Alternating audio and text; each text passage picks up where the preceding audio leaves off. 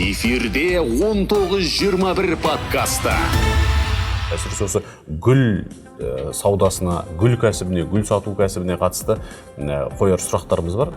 Сразу бәрі жақсы не началось, как бы Определенный, да, трудностьтар болды. Өйткені әжептәуір қаражат жаңағы қызғалдаққа салдық ақшаны. Гүл саласына келгенде, бұл жердегі енді басты тауар гүл ғой. Иә. Сол гүлді қайдан алады? Жалпы осы гүл дүкендері, гүл сататын дүкендер сол тауарды қайдан алады? Қазақстанда бар ма бұл? Жоқ әлде шетелден келе ме? Бірақ в основном Эквадор Кения келеді жақсы. Қытай кішкене төмендеу дейді. Сол гүлдерді ұзағырақ ұстап тұрудың бір арнайы тың тәсілдері бар ма? Его бізде температура басқа ғой. И гүлдерді терезенің алдына қояма подоконникта да, ол же температура басқа, ол уже сразу өліп қалады гүл. Өйткені оны кішкене салқындау жерде ұстау керек. Эфирде 19-21 подкаста. Ассалаумағалейкум ардақты ағайын, құрметті көрермен, радио тыңдаушы. Бүгінгі 19-21 бағдарламасында қонаққа шақырған мейман бұл Фломарт дүкендер желісінің құрылтайшысы Медет Тұранов мырза. Медет мырза, қош келдіңіз. Қош келдік. Уағалейкум ассалам. Әдетте осы бағдарламаның енді барысы бұл әрине кәсіп дөңгелек өткен жандардың осы салаға келуі, және осы салада табыс табуы, біз кез келген кәсіптің негізі басталуы қызық. Ол тыңдаушыларды да, көрермендерді де өзіне тартады. Себебі оның ең басты жетістігі әрине табыс. Осында мына Фломарт дүкеніне қатысты, әсіресе осы гүл саудасына, гүл кәсібіне, гүл сату кәсібіне қатысты қояр сұрақтарымыз бар. Осы салаға қалай келдіңіздер ең бірінші? Қалай келдік? Өзіме гүл ұнайды, раушан гүл дегенде, даже әйелдерге сыйлағанда, өзіме сыйлағандай болады. Бір күнде үш досымыз жай отырып, қандай біздің пікіріміз бар, идеяларымыз бар, қандай бизнесқа айналысуға болады. Сосын біреуінде айтады, давайте жаңа гүлмен айналысайық. Оның пайдасы көп, потому что 2-3 есе бағасын көтеруге болады. Бірақ ол да риск та бар, потому что гүлдерді хрупкий товар. Өте нәзік. Да, өте нәзік, даже ой қаламай ертең как бы мындай бар. Оған уход керек басқаша. И жарайды ашайық дедік. Тем более жана бір курс өткізген, бір уже білетін мамандығымен да. И оған курсқа барып, ол да айтты 2-3 есеге пайдасы болады. Даже там 800 мың теңгеден бастап, оның жаңағы бизнес ашуға болады. 200 мың теңге арендасы болса да, 200 мыңға жаңа товар аласың, 200 мыңға, например, тағы жаңа вазалар алып, аласың. Содан бастадық, 2023 жылдан бастап, ноябрь айында біз аштық бірінші магазинді, и 7 мартқа уже дайындауға бастадық. Сол кезде? Сол кезде, қызғалдақты жаңа Беларусиядан оптам алып, уже 7 мартқа дайындалдық. Конечно, сразу бәрі жақсы не началось, как бы определенный, да, трудностьтар болды. Өйткені әжептәуір қаражат жаңағы қызғалдаққа салдық ақшаны. Енді келесі олар 8 мартқа ғана келеді ғой гүлдер. Біз ноябрьда аштық, оған арендасы керек ақшасы, оған уже қаражат жоқ дегендей да. Сосын жаңа жалақты төлеу керек қызметкерлерге. Кішкене қиындау болды. Бірақ сол 7 мартта жақсы өткіздік, жаңа ақшасын алып, енді 2-3 есе болған жоқ шығар деп ойлаймын. Өткені қарыздар да болды, оның бәрін сосын біз таратып бердік. Ал енді осы гүл саласына келгенде, бұл жердегі енді басты тауар гүл ғой. Иә. Сол гүлді қайдан алады? Жалпы осы гүл дүкендері, гүл сататын дүкендер сол тауарды қайдан алады? Қазақстанда бар ма бұл? Жоқ әлде шетелден келе ме? Енді бізде бірақ дүкен ғой. Енді қазір бүгін екінші аштық, біз бәрі Қазақстанда сатып аламыз. Бірақ олар жаңа оптовый рыноктар болады. Олар шетелден алады. Үлкен жаңа оппен біз уже кішкене аздау аламыз, бірақ Қазақстанда уже аламыз. Бірақ ол шетелден келген, жаңағы Кениядан келеді, Эквадор, Қытайдан келеді гүлдер, жаңа Беларусиядан да келеді. Сондан біз сатып аламыз. Осы гүлдердің жалпы бір маусымдық сауда деп, маусымдық кәсіп деп атауға келе ма, келмей ма? Мысалы, 8 наурыз дейміз. немесе мысалы ертең мамыр мерекелері бар, одан қалды мынау балалар мектепке барады, оқушылар, қыркүйек бар, білім күні, одан кейінгі мынау мемлекеттік мерекелер бар, тәуелсіздік күні, басқа деген сияқты, жаңа жыл мерекесі деген сияқты. Сол мерекелік маусымдық бұл кәсіп па, жоқ әлде тұтас жыл 12 ай ұстап отыруға бола ма ол кәсіпті? Жоқ, ай сайында жұмыс істеуге болады, өйткені қазір Инстаграм арқылы да, бұрында біз, например, 20 жыл бұрында Инстаграм болған жоқ қой, біз аяқмен барып дүкенде гүл алушы едік. Енді қазір адамдар уже да, покупательдер уже Инстаграм арқылы гүлдер заказ береді, тапсырыс береді. И бүгін қарағанда уже жаңағы гүл бизнесі ол өте жоғары деп ойлаймын, өйткені мәдениет да өзгерді. Бұрында біз, например, 8 мартқа ғана сыйлаймыз да гүлді. Енді қазір 10 ақпан бар күн, день влюбленных дейді. Махаббат күні да. Оған да жақсы тапсырыс келеді. Жаңа 8 март, конечно, ол өте жақсы күн болады бүкіл гүл бизнеске. Жаңа жылға да алады. Өткені уже анау жаңа шыршадан жасап, композиция жасайды, онда да жақсы нетеді. Сосын ертең мектеп бітіргенде, 1 қыркүйекте, сосын мұғалім күнде, ондай күндерде саудасы кішкене жоғарылау болады. Ал сонда осыдан келіп енді халықтың қазіргі мынау жастардың әсіресе жүрек қалауы, эмоционалдық қалпы, егер гүл саласы, гүл саудасы өзі өміршеңдігін әрі қарай жалғап өміршең бола бастаса, онда жастар романтикаға жақын деген сөз бе, ол қалай? Романтика жақын, қазір... Сіз жаңа айтып отқанда, енді халық бұрынғыдай емес, қазір тапсырыспен де алдыра беретін болды дегенсің. Өткені реклама бар қой, жарнама бар қой. Жарнама бар, сосын қазір, как сказать, қыздан қол сұрайды ғой, қыздан қол сұрайды, прям целый композиция жасайды, сосын гүлді жібереді, басқа қалда болады, басқа қалда ол оқиды, оған жібереді. Сосын дегендай подписка бар, жұма сайын, апта сайын гүлді прям жаңағы біздің покупательға келеді, сатып алады, да, прям сразу абонементтік плата сияқты болады, ол, например, ай сайын 30 000 теңге төлейді, и апта сайын оған уже свежий гүл келіп тұрады. Ондай да бар? Ондай да бар. Прям каждый неделю. Ол өзі кімге сыйласа да өзі біледі? Өзі біледі, сосын қазір көп жастар анасына прям сыйлайды гүлдерді.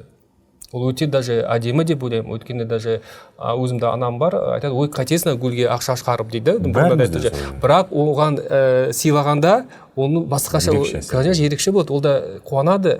Кері жоқ болса да қуанады оған. Енді ол өзі осы қоғамда кейде бір пікірлерге тыңдап құлақ тұрып қаласың, сол кезде айтады, осы гүлдердің қажеті қанша, 1 апта 2 аптадан кейін солады ғой ол. Одан да мынау кәдімгі тамыр бар гүлге бір ақша салып, соны сыйлық қып бермеске деген. Жалпы сіздердің дүкенде ол да бар ғой, кәдімгі тамыр бар, өзі өсіп, сен қарап күтсең, өсіп тұратын гүлдер. Енді ол басқаша ғой енді. Ол да басқа. Басқаша, ол жаңа свежий срезанный гүл дейді ғой, ол басқаша болады. Тебе раушан гүлді сыйлағанда қып-қызыл жаңағы бутондарды өте әдемі. Енді бір қызық дүкенге қатысты айтар болсақ, гүлдің бір таңғажайып тамаша тұсы, бұны әр сәтке әр түрлі гүлді таңдап беру керек. Ғашықтың гүлі бөлек болады, достардың гүлі бөлек болады, әріптестердің гүлі бөлек болады. Осының өзі бұл кәсіпті бір кәдімгі тасын өрге домалатып отқан жоқ па? Осындай бір, бұның бәрі жарнаманың әсер емес па? Негізі қайдан келген мәдениет бұл? Маркетинг дұрыс қой, енді маркетинг болады. Қазір, например, еще маусыммен гүлдер келеді. Қазір, например, 8 мартқа қызғалдақтар көп болады. Сосын пионы бар дегенде. Онда мен бұрында білген жоқпын. Ол жазда мамыр айынан бастап, шілде, тамызға дейін именно пиондарды алады. Конечно, ол маркетинг. И сосын жаңа сұраныс болса... Ғашықтар роза гүлін алады? Ғашықтар роза алады, жаңағы раушан гүлді. И жаңағы, получается, маркетингпен олар рекламада көреді ғой. Инстаграмдан көреді, блогерлардан көреді. И сол оларға блогерға қысаймыз дейін ба, әлде солай болсын деп, олар уже тапсырыс береді, жаңа спрос болады. И жаңа гүл бизнестер, гүл магазиндар, дүкендер спрос болғасымен сондай гүлдерді уже шығарады, сатады. Мына 3 достың өз оқиғаларыңызда, бастарыңыздан өткен ең көп гүл алған бір сәт болды ма? Өздеріңіз айтып, мына адам келіп 1001 нәрсе гүл алды деп, бір ғашығына ана 1001, 1000, 101 деген гүлдердің ішінде ең көп сондай бір гүл алған. Енді менің ойын есімізде менде жоқ, 1000 гүл алғанда, 1001 гүлді, 100 гүлден көп алғандар бар, бар, и әжептәуір адамдар бар. Көп адам алады, көп адамдар бар, Енді дәл қазіргі сәтте гүлдің бағасы маусымға қарай өзінің, мысалы, 8 наурыз дейміз, басқа да мерекелер қарсаңында өсіп кетуі. Өседі. Ол заңдылық па? Қолдан жасала ма? Ол спрос барады ғой. Сұраныс барады. И сондықтан да жаңа оптовый магазиндар оның бағасын көтереді. Біз 2 ай бұрын оны тапсырыс берсек, ол бағасы жаңа төмен болады. Өзін средний бағасымен. Бірақ уже жаңағы мереке күніне жақындағанда, прям олардың бағасы да көтеріледі. Сұраныс артқан кезде. Да, Потому что жаңағы ай сайын, например, 1000 гүл келемі, уже 8 наурызға оған 100 000 гүл керек. Сондықтан уже жетпейді, и оның бағасы да көтеріледі. Оны ешкім қадағаламайды? Жоқ, оны нете алмайсыз. И анау даже базалардан, например, шетелден келгенде де ол да қымбат келеді шығар деп ойлаймын. Ал енді гүл дүкеніне кейде мысалы гүлдер өтпесе, списание жасайды оны. Олар шығарады, оны тастайды ма? Тастайды, енді не істейді енді. Сізді алмайсыз ғой енді уже. Жоқ, оны бір жақындап қалған кезде біреулерге сыйлап жіберу деген былай жоқ. Жоқ, енді өзіміз енді қалай сыйлайсыз оны уже, например, уже оның өмірі, гүлдің өмірі где-то бір апта. Енді ол 4-5 күн тұрса, 2-3 күн ғана қалды. Сола бастайды. Оны қалай сыйлайсың да? Оны сойлау оның өзі ұят қой. Конечно, апарасың, ол 1-2 күнде ой қалады, сосын жаңағы сатып алатын адамдар еді, ой, қандай гүл маған сыйлағансыңдар еді. Оны қазір, мысалы, гүл жеткізушілер, осы гүлді сатып алды біреу, немесе жаңа сіз айтып отырсыз, басқа қаладан жеткізушілер осы кәдімгі қоғамдық өзі қосымшалары бар мамандар таба бере ме, жоқ өздеріңізді дүкеннің өзі гүл арнайы гүл жеткізушілер бола ма? Жоқ, біз жаңағы мындай компаниялар бар, жеткізетін, сосын Вольт деген компанияда, Яндекс деген сияқты, солар арқылы адамдарды заказ береді. Сосын Flowout деген тоже приложение бүкіл әлемдікі қосымша бар. Олар қарап өздерінің мәшинелерді жібереді. Осы шетелден келетін гүлдердің ішінде қай елдікі сапалы?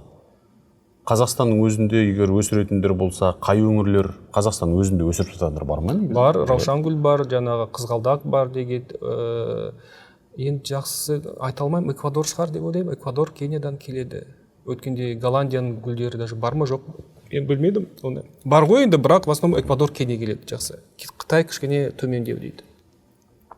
Бірақ енді гүл әсіресе осы сала бұл енді ең бірінші ешқашанда өзінің құнын жоғалтпайтын сыйлық қой.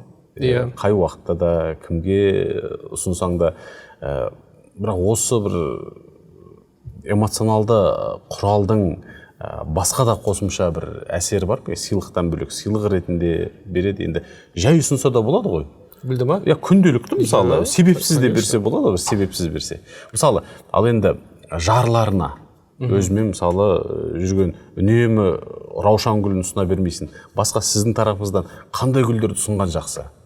Қандай гүлді? Енді маған өзіме раушан гүл ұнайды. Енді әртүрлі өздерінің таңдау болады. Таңдау болады. Каждыға өзі гүл ұнайды. Енді қалай айтамын? Күн сайын бір гүлден де сыйласа, например, ер адам өзінің жарына да, кажется, жары басқаша өзі ер адамға қарайды да, оған жақсы тамақ пісіреді, жақсы, например, көңіл күймен оны күтеді үйден. Ол уже ер адам ертең бастап кішіне уже жұмысқа барып, уже ақша көп табады. Сол бәрі общий эмоционалды қалып адамға өте қатты әсер. Ал енді сізден енді осы гүл сататын дүкеннің құрылтайшысы ретінде сол гүлдерді ұзағырақ ұстап тұрудың бір арнайы тың тәсілдері бар ма? Лайфхак дейді ғой мысалы. Бар, оның витаминдар бар, сосын да, например, қазір қыс қой бізде. Дүкеннен олар жаңа тоңазытқышта болады, холодильникта болады. Ол холодильникта шыққанда үйге бізде температура басқа ғой. И гүлдерді терезенің алдына қояма подоконникта да, ол же температура басқа, ол уже сразу өліп қалады гүл. Өйткені оны кішкене салқындау жерде ұстау керек. гүлдің несі стебельдерді кесіп сабақтарын. Сабақтарын кесіп жана витаминдар салып, ол кішкене өмірі ол дәрумендер қалай сіздердің дүкендеріңізде сатыла ма жоқ? Жоқ, прям сразу салып береміз витаминдарды. Сіздер Сразу салып береміз. И жаңағы сатып алатын адамдарға айтамыз, сразу гүлдерді, например, терезе алдына қоймаңдар, кішкене салқын жерге қойыңдар, өйткені температура әртүрлі, ол сразу өлуге мүмкін бар. Не то, что мүмкіндік ол өледі енді. Бірақ енді кейде осы солат гүл, сөйтіп қоқыс жәшігінде жатады. Соған бір қарағанда сізде қандай сезім болады? Осы бір өзінің міндетін атқарған сыйлық ретінде қарайсыз ба, жоқ әлде қалай қарайсыздар осы? Енді мысалы бағана сіз айттыңыз өзі өтпей дүкен сөрелерінде солатын гүлдер болады. Оны барлығын енді шығарамыз. Себебі жаңасын алу керек, гүлдің де өзі әсіресе мына тамырынан үзіп алынған, енді сабағы қиылған гүлдің де ғұмыры ұзақ болмайды ғой. Бірақ соған қарағанда енді оған үйренесің, өйткені жаңа дәрігерлер, докторлар жаңа аурухана жұмыс істегенде или жаңағы моргта істейтін адамдарда уже үйренеді ғой оларға. Уже адам оған как инструмент болады, как сказать, рабочий инструмент сияқты болады. Бізге де уже гүл ол как этот күн сайын етесің. Мен, например, еще жаңа сақтандыру компанияда да жұмыс істеймін, агент болып. Енді бізде черный юмор болады тоже. Содан уже үйренесің. Қалжыңның бір өзі, қағытпаның бір оспақтың ең ауыр түрлері болады ғой енді. Сосын бұрында, например, мама менде сатушы болып жұмыс істеді. Олар жаңа мясокомбинатқа барады. Азық-түлікте жұмыс істегенде бұрында мясокомбинатқа барып жаңа колбасаны, шұжықтарды алып келеді. Оның шұжықтарын көрген қалай жерде жатады, тышқан жүре ме анда.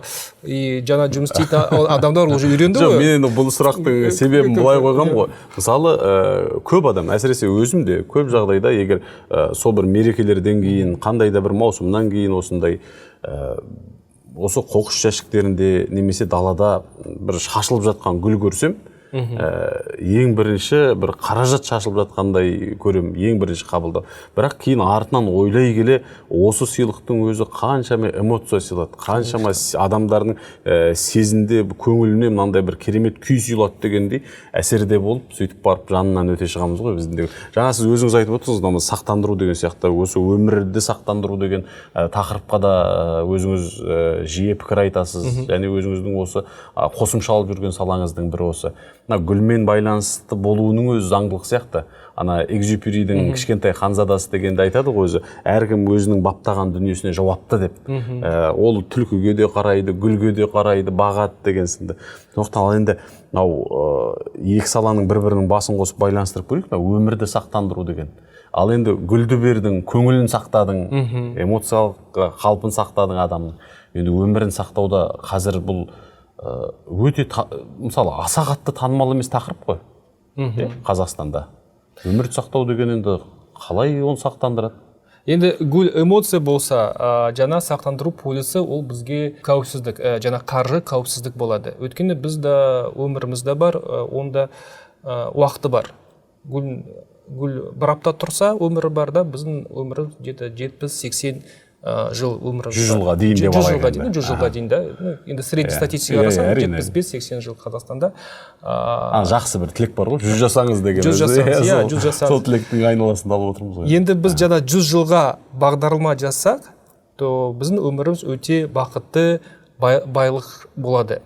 И жаңа сақтандыру полис керек. Өйткені біз жаңа Алла тағала бізге 100 жылды берді, бірақ адамдар ешкім білмейді қай жерде біздің өміріміз бір қатер келетін сәтті бітеді. Біреу 50 жасқа дейін келеді, кетеді осы өмірден, біреу 100-ге келеді. Оны білмейміз. Бірақ бізде бәрімізде отбасы бар, балаларымыз бар, несие бар, кредиттер бар, ипотекалар бар. И, например, адам жаңа 40-та 50-де кетіп қалса өз өмірден, жаңа кредиттер қалады ғой, балаларына қалады. Жаңа сақтандыру полис болса, өз өмірді сақтандырады ғой. Жаңа сақтандыру компания жаңа отбасына бүкіл жаңа кредиттер жауып, и семья уже қарызсыз дальше өмірді сүре береді.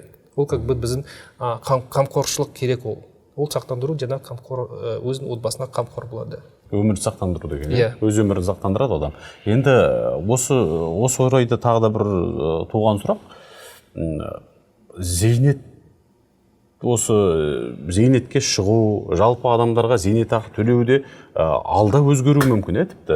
Оған да неше түрлі енді әлеуметтік желіде болсын, қоғамда пікірлер жүреді. Дәстүрлі осы зейнетақыға шығу, ол зейнетке шығу, зейнетақы алу дегеннің де дәстүрлі, яғни традиционный ғой, дәстүрлі әдісі жолы өзгереді алда. Мысалы, әлемде, батыс мемлекеттерінде осы сақтандыру жүйесімен адамдар қарттыққа өтеді ғой. Өтеді. Өткені оларда мәдениет жана сақтандыру мәдениеті, жана зейнетқор мәдениеті оларда уже бұрыннан тұр. 100 жыл ма, 300 жыл. Біз Совет одағында тұрғанда жаңа партия біз үшін бәрін ойлады. Жаңағы білім бесплатно дегендей тегін, да. Медицина тегін, заводтар, жаңағы квартира беріп, пәтерлер беріп, общежитие беріп, біз оны ойлаған жоқпыз. Енді біз қазір басқа системада тұрамыз, енді уже социализм бітті, капитализмде тұрып жатырмыз. И 1991 жылда біз тәуелсіздік алғанда, біз бәріміз қуандық, ол Қазақстан тәуелсіздік алдық. Бірақ сонымен бірге, тәуелсіздікпен бірге бізде жауапкершілік келді. Конституция жалып тұр, әрбір Қазақстан азаматы өз-өзіне жауапкершілік болға тиісті. Бірақ біз әлі үкіметке қараймыз, үкімет бізге должен деп ойлаймыз. Бірақ енді 1998 жылда бізде пенсионный реформа болды, и әрбір қазақстандық азамат өз-өзіне пенсияны жинайды. Ол қазір бізде обязательный болды. Міндетті болды. Өткені неге? Өткені біз өзіміз добровольно жинамаймыз ақшаны. Ертең қартайғанда 63-ге келгенде ақшаны жинаған жоқпыз. Енді уже жаңағы денсаулық сондай болмайды, жұмыс істемейміз, енді қалай біз өмір сүреміз. Содан міндетті бізде зейнетқор ашылды. Өткенде біз өзіміз ойламаймыз. И жаңағы сақтандыру компанияда тоже зейнетке ақша жинауға болады. И если пенсионный фонда біз 63-те ақшаны алып, сосын нете береміз, 78-де бітеді. Бірақ сақтандыру компанияда 110 жылға дейін алуға болады. И жаңағы неге Европада, Америкада олар жинайды, өткені олар уже жаңа бөлмен кездесті. Енді олардың үкіметті айтса, сендер ақша жинамай қойыңдар, біз да сендерге постоянно ақша бере береміз, ертең пенсияға шыққанда, зейнетке шыққанда. Олар да ақшаны жинамайды, оларда бірақ олар уже историясы бар, тарихы да дегенде уже столкнулись с ситуацией, и олар уже собирают эти деньги, накапливают. Енді біз қазақстандар, енді 15, где-то 20 жылдың ішінде өткенде біз только енді бастаймыз, потому что жаңағы біз ата-анамыз пенсия алады ғой, солидарный деген еще совет үкіметтен қалған. Бізде ондай пенсия болмайды. Тек қана жаңа зейнетқордан ақша, жиналған ақша, оны ғана аламыз. Бітті. И как раз біз жаңа бөл көреміз. Енді сезе бастаймыз. Сезе бастаймыз. Уже біз, сосын біздің балаларымыз, немерелеріміз бізге қарап, ол біздің ата-анамыз бір сақасы кеде деген зейнеткер, енді ақша жинау керек деп енді бастайды. Мысалы, оның үстіне зейнетақы қорларында қазір енді біз өз тәжірибемізден білеміз ғой. Ол зейнетақы қорындағы ақшаны бірыңғай жинақтаушы зейнетақы қорындағы инвестициялық кейде айналымға жібереді ақшалардың өзін. Дұрыс енді. Одан бөлек ол айырылып та қалған кездері болған, мысалы Әзербайжандағы оқиғалар бар, басқа да анау зейнетақы қорындағы ақшаны жоғалтып алған кездері де болды ғой. Жоқ, енді болған жоқ, даже Азербайжан банкқа бергенде ол ақша қайтарылады, ол жыл сайын даже қайтарылған шығады уже. Олардың просто жаңа банкда банкротқа кетті ғой, бірақ обязательство бар, олар біздің ақшасын қайтарады. Жоқ, соны енді сақтандыру компанияларында, сақтандыру яғни ұйымдары болсын, адам өз өмірін қалай сақтандырады, мысалы, ол кәдімгі көлік сақтандырған сияқты жүреді ме? Дұрыс, ол да бек страхование сияқты болды ғой. Енді, например, қазір Қазақстанда қанша компания бар сондай? 10 компания бар. Өмірді сақтандыру компаниясы. 10 сақтандыру компания бар, осы лицензиямен. Потому что әртүрлі лицензия бар. Жаңа автокөлікке ол басқа лицензия. Мүлік дегенде, жеке мүлік дейді ғой, недвижимости, соған басқа лицензия керек. Адам сақтандыруға басқа лицензия керек. Адам өмірі сақтандыру жылдық жарнамен жүре ма? Жоқ әлде бір 10 жылдық айлық жарнамен жүре ма? Жоқ, біз жыл сайын, ай сайын жаңа пенсия сияқты біз оны аударамыз. 5 жылға ашамыз ба, 10 жылға ашамыз, ол біз өзіміз нетті. өздері біледі. Өздері білеміз, қашан соны ақшаны шешіп аламыз. Бірақ ол өз аудара ма, жұмысшы тараппен, жұмыс беруші тараппен бірігіп, қазіргі зейнетақы қорына аударылып отқан міндетті ақшадан бөлек аудара ма оны? Бөлек аударады. Да, потому что жаңа зейнет қор аударғанда ол міндетті. А анау как бы добровольный өзің білесің уже. Өткенде жаңа 10% біз зейнет қорына жібереміз ғой. Ол бізге ертең қартайғанда пенсияға шыққанда ол жетпейді. Өткенде біз жаңа 40 жыл жұмыс істейміз ғой. 40 жыл ішінде біз тек қана 40% жинап аламыз ақшаны. А 60% жетпейді. Сонда біздің пенсиямыз қазір сіз зейнетақы сіз қазір 500 мың теңге жалақы алсаңыз, ендеше сізді зейнетке шыққанда 200 мың теңге ғана болады. Сонда уже 300 мың теңге сізде дефицит болып тұр. Сондықтан сізге бөлек тағы ақша жинау керек пенсия. Ол сақтандыру қорлары арқылы, или басқа инвестиционный фондтар бар, ол сол жүйесі ғой. Бұл да бағанағы гүлдерге берілетін дәрумен сияқты ғой енді. Енді да, дұрыс. Әрине, осынша. Енді осы... Енді гүлге дәру бермесе, ол да көп өмір сүрмейді да. Адамға да дәру болмаса. Әсіресе мына енді қайтадан гүл осы бизнесіне келсек, гүл сату саласында ең көп түсетін шағыммен қандай пікірлер жалпы осы алушылардың, гүл сатып алушы осы сыйлық, гүлді сыйлық ретінде ұстап көретіндерден қандай пікірлер көп келеді екен? Мысалы, гүл алушылардың ең көп пікірі, мысалы, қандай тараптан пікір түседі? Қызметтеріңізге қатысты өздеріңіздің. Әсіресе Қазақстанда қай гүл көбірек өтеді екен? Енді 8 наурызда қызғалдақ өтетіні анық, қызғалдақ, сарғалдақтардың сатылымға шығатыны. Қандай гүл, оны тоже біз спростан да нетеміз, қараймыз, и сосын қандай инстаграмға біз жарнама жібереміз, жарнама шығады ғой. Енді сіз инстаграм ашқанда көресіз ғой, жарнама шығады. Ол сол гүл көп өтеді. Енді сіз, например, келумен, например, оларда көп гүлдер келеді ғой, бірақ осы аптадан тек қана қызғалдақ келді. Келесі аптада там раушан гүл ғана келді. Енді басқа, например, базада гүл жоқ. Енді жаңа сол раушан гүлді сіз көп жарнама жібересіз, конечно, раушан гүл сатылады. Гортензия, например, көп тоже сатылады деген гүлдер бар. Оған да жарнама жібересің, и адамдар сол көріп оны алады. Ал енді осының болашағы қалай деп ойлайсыз? Қазір мысалы мынандай шын мәнінде осы жарнаманы оңай жасаудың жолы ғой, әлеуметтік желі деген. Ол да дамыды. Кейін мына құлпынайды жаңағы шоколадқа малып сөйтіп сататындар, онда түрлі гүлдің жаңа несіндей орап өзінің әдемілеп, әрлеп, әсемдеп сататын жолдары бар деген сынды. Осы кезде гүл сату саласының жалпы болашағы, гүл сату бизнесінің ертеңі қалай, соған қалай қарап отырсыздар өздеріңіз? Немесе жаңа не енгізу керек? Әсіресе осы гүл саласында, гүл сату саласында өзінің кәсібін ашқысы келетіндерге қандай ұсыныс айтасыздар? Болашағымен, ертеңімен. Енді болашағы деп мен ойлаймын, наоборот, ол дамыта береді. Өйткені адамдар қазір басқаша нетеді, өйткені романтикалар көп да. Өзі эмоционалды не жетпейді қазір 21 ғасырда, соны білдірудің бір жолын гүл сыйлау деп білесіздер ғой. И даже қараңыз, даже жаңа құлпынайда шоколадпен ауыстырады, сосын, например, жаңа фруктыдан жасайды гүл букет, бірақ жаңа гүл өзіне ештеме жетпейді гүлге. Ол гүл басқаша болады. Қандай болса да. Жаңа қазір көктем, жазға қарай шығамыз ғой, жаңа даланың гүлдерді сатылады, ромашка деген дейді сияқты, оларды сатылады. Даланың гүлдерін сатылады, кәдімгі далада өседі. Бірақ плантациясы бар шығар, біреу жинап алып сатады, искусственный. Енді башы далдан онда жинауға, оған да рұқсат алу керек қой, енді қалай жинайсыз. Әрине, даладан гүлді үзе алмайсыз. Анау мак, например, Тара жақта да, оңтүстік өңірінде. Қашан уже штраф салынды ғой. Айыппұл салады. Айыппұл салады, иә.